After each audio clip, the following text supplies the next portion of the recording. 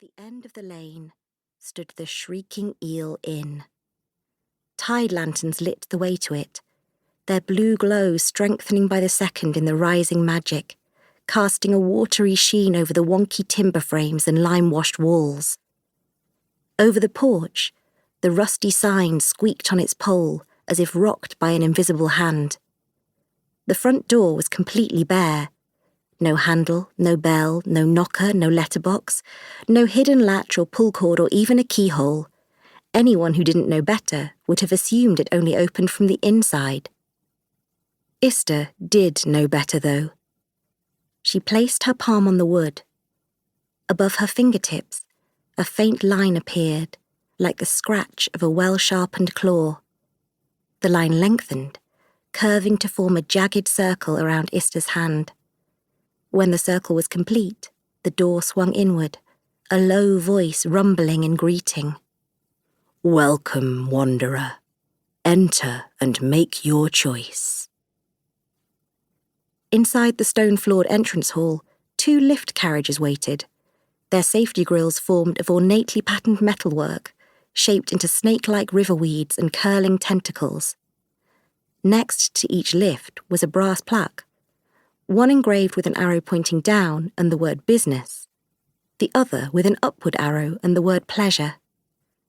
The only other object in the room was a hooded leather porter's chair. A large white cat dozed on the seat. He opened his green eye, he only had the one, to squint at Ista as she bent to offer him a stroke. "Hello, Terrible," she said, because Terrible was the cat's name, and she always had the sense that he liked to be spoken to. "No prizes for guessing which option I'll choose." Terrible raised his chin, granting her access to the thick fluff at his throat. Ista allowed herself a few seconds of his purring and warmth, then straightened and turned to the lifts. She had never set foot in the carriage on the right, which supposedly led upward to food and music and rooms for weary revellers who needed a place to lay their heads. In the carriage on the left, there were no buttons to press. The grille and doors swished closed, sealing her in.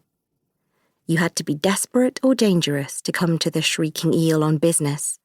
Everyone in Shelwich agreed on that. "I am dangerous," Ista thought fiercely as the carriage rattled downward. "I am dangerous. I am dangerous." She emerged into a hallway lit by a single shivering tide lantern that swayed from a chain. Ahead was a door. "I am dangerous," she told herself again. But deep down, she knew it was desperation that had brought her here.